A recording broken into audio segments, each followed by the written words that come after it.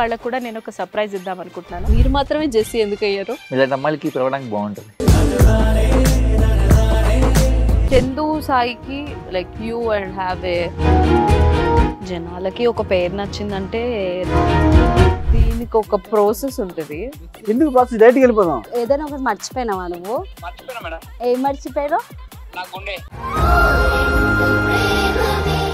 ఏదో ఆ టైంకి మన సుడి బాగుంటే ఎవరన్నా చూపిస్తే రాయగలం కానీ డోర్ టు డోర్ సేల్స్ చేసేవాళ్ళు. శారీ వస్తుంది, శారీలో వెనకాల కట్టుకుని